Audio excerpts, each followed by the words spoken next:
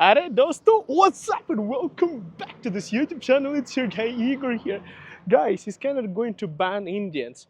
Now it's a really bad information because my wife is from India. My kids are half Indians, and that would suck if that happens. And we have some huge news that are coming out. The huge conflict between Canada and India. In fact, guys, we already have Indian students who are protesting here. Well, they're protesting about the cancellation of the, and limitations on the international students and post-graduation work permits. And well, now we are also having a problem where Indian government has expelled Canadian government officials, right? And Canada hasn't expelled Indian officials, but it's mind-blowing, guys, because we'll cover that in a moment. Now, there is also a huge potential that you would see waiting lines for immigration for like United States now. I know, guys, a lot of you who are watching this channel, you'll be commenting, well, Igor, there are too many Indians, too many people coming from one country, and things like that, and complaints like that. And guess what? Government of Canada is already doing something about it. I might have not heard it, but already starting October 9, Quebec's government, they put a limitation on how many applicants can come from one country to a 25%. Now it's just a matter of time until other provinces pick up and the federal government pick up, and we will have something similar to diversity visa or something that is in United States. Where, for example, I had a couple of friends who moved to Canada specifically because they got fed up waiting for a decade, to get basically their immigration done in the United States. Guys, check this out. It's pretty cool. Tiny motorcycle right behind me. Oh my goodness, I never seen one like that in Canada. Doesn't have a number plate. Do you need one, guys? Let me know in the comments down below if it's a motorcycle or it's a bicycle. I don't even see a number plate on that thing. But anyways, guys, all I'm saying is that there is a huge conflict going on. So let's cover up the news a little bit. So they are putting criminal charges against the Indian government. And honestly, guys, government officials that were in Canada. So apparently, guys, I don't know much about Khalistan movement. I don't know much about that. I've seen the Khalistan flag in Calgary, Alberta, driving around. I don't know what's going on there, but apparently, just like Chinese government has had those police, they had their own police in different countries, right?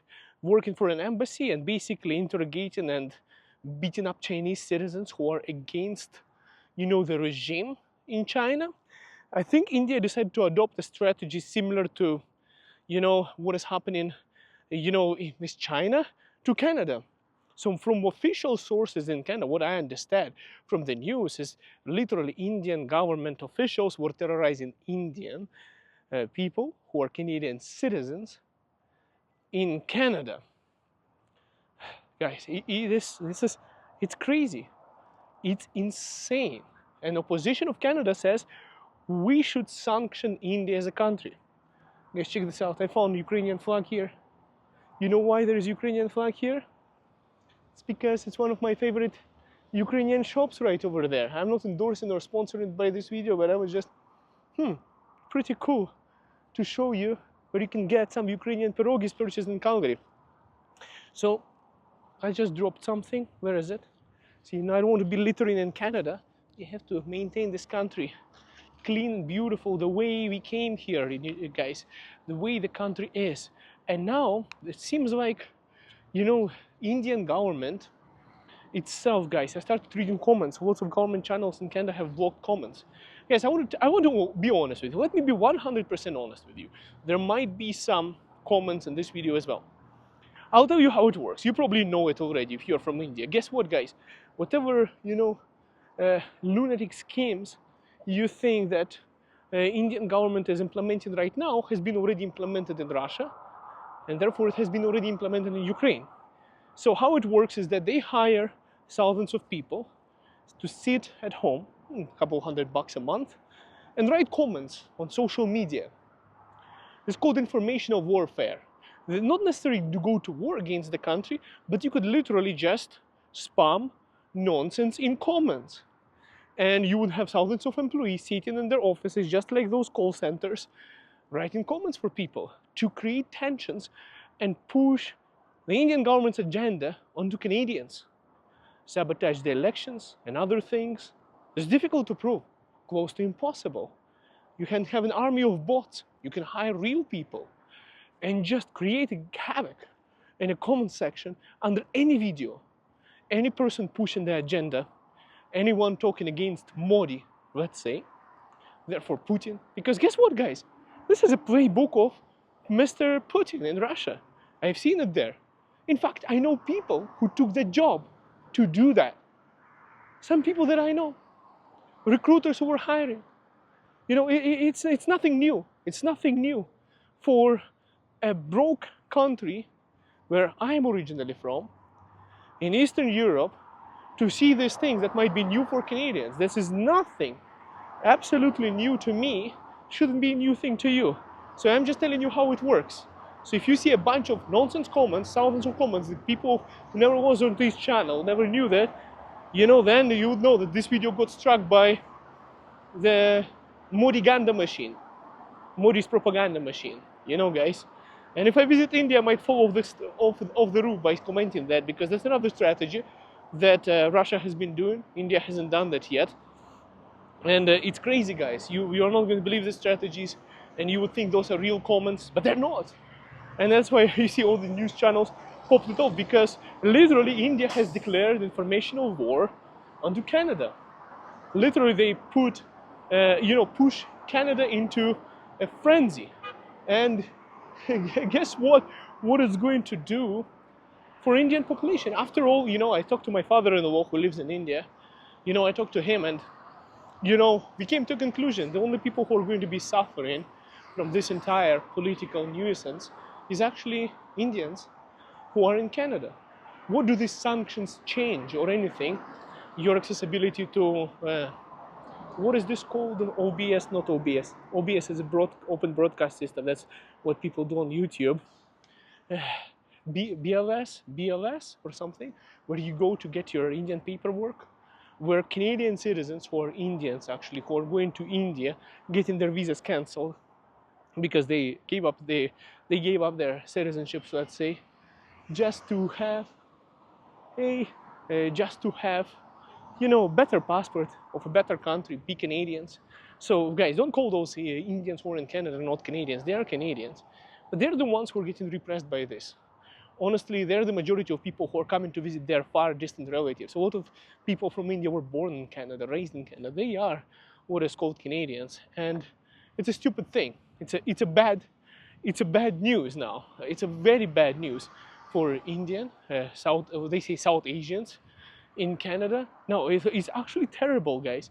If you think about this news, what actually happened, and what Justin Trudeau just spoke about yesterday, and we'll talk about politics in a moment, about other things, is, you know, what actually happened is, it's literally, if you are charged for manslaughter, extortion, and other things, it's basically a terrorist crime against civilians and Canadian citizens in Canada. For me, I would literally look at it as almost declaration of war. If you go to another country and start killing their citizens, demanding ransom and engaging in criminal activity, you're literally attacking the sovereignty of that nation. So, and that's what they're doing. And they don't get a slap on the wrist.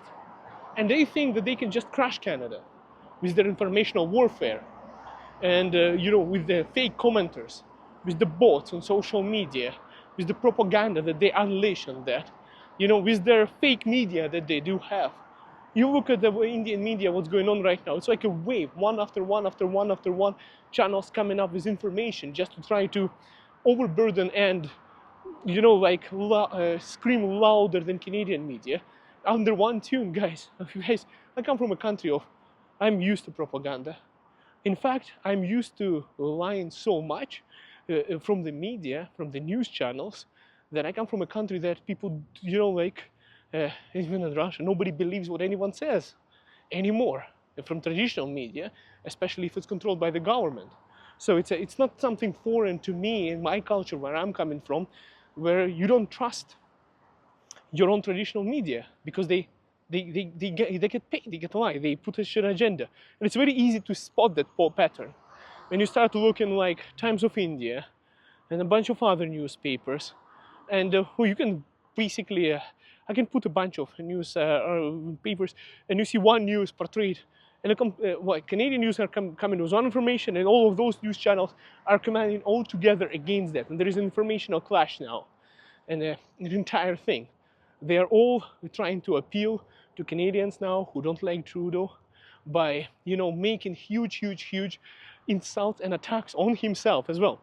Now, that's a good push point to influence Canadian elections against that, but it's stupid for them because I think Justin Trudeau is actually a better friend to that entire situation than would be Pierre Poilievre, because the opposition is already demanding sanctions against the Indian government for what they're doing, and I personally think that's the way to go, because I personally think the actions like that on Canadian soil deserve a sanction. I mean, it sucks. It sucks. So in terms of like, guys, let's talk a little bit about it. It's actually bad news for Indians in Canada. It's terrible, actually. So I would say that a lot of you already have Canadian passports, so you probably don't give it them anyways. But some people are trying to maintain their Indian passports on PR card, you know, to maintain their property rights and other things, because there's lots of people in Canada have lots of inheritance, lots of properties, relatives and other things in India that a lot of people are holding onto their PR cards. Now it's going to be more difficult with everything. Similar situation in Ukraine right now. It's a different story for a different video where you cannot access embassies and things like that. Let's see how it develops. But they're already putting some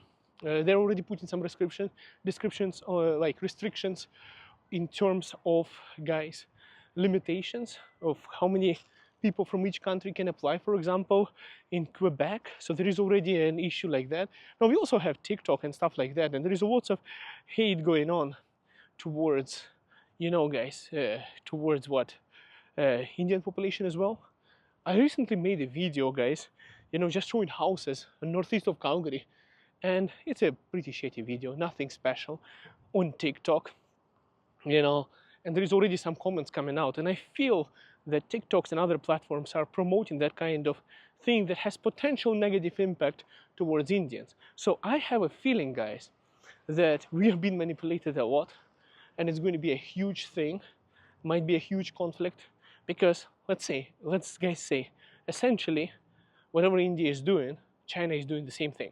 China could be putting Canadians against Indians, and India is putting Indians against Canadians, and it's not a good situation that we are in, especially for South Asians living in Canada who have to deal with all the consequences. It's like this thing going on in Ukraine right now. Guess who suffers? Guess who dies? They're just regular people like you and me who go to wars, who suffer the consequences of politicians' decisions and informational warfare. But I have to state my opinion. I think India is going over their limit. They're going over, guys, I want to point out several countries in the world that I think we have an issue, upcoming issue that's going to be happening.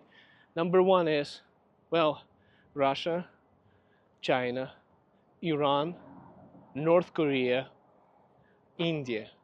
I don't know what's going on, guys, but I feel like we have 5 bad players right now that are really powerful countries in the world, except North Korea, that's like a shithole, but nuclear shithole.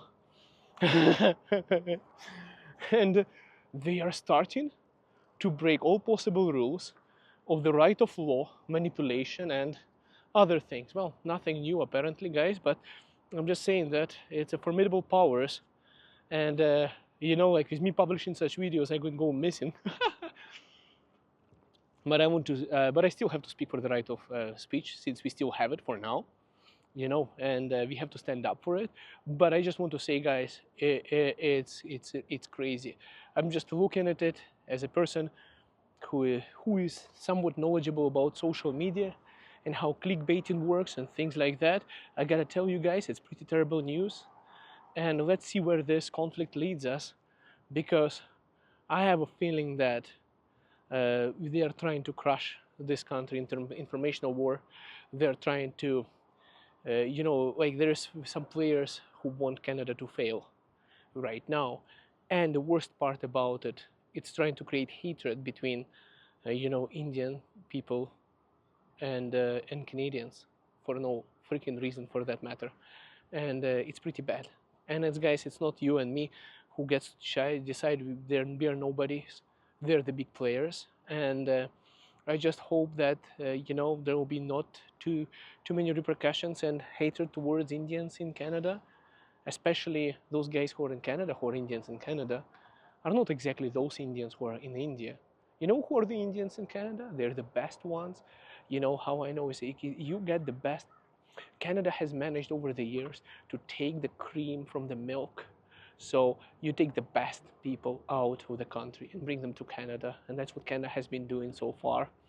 And they're trying to ruin the relationship and to show it in a different way now, using informational and news warfare against us. I do understand that it's pretty common practice, because they don't want their smartest people here in Canada, and they would rather give us the dumbest people and keep the smartest for themselves. And they're really pissed off about it, because every person who is smart and educated and successful in India, they want to come either to Canada, Australia, New Zealand, or United States. And that's not going to change, but they're trying to change it. And they're really pissed off about it. And that's why they're trying to make us in a disagreement. So, will Canada ban Indians? I don't think so. But will Canada do something against the Indian government? They better do something about it, because this shouldn't be happening, guys. If you have to be afraid for your life in Canada because of Indian government, or from doesn't matter which government it is, there should never be that happening here. It's a violation of international law, and they should be accountable for it. Thanks for watching. Looking forward to read your comments, and hopefully the bots will flood this video. If they do, then I'm just right. See you soon. Bye for now.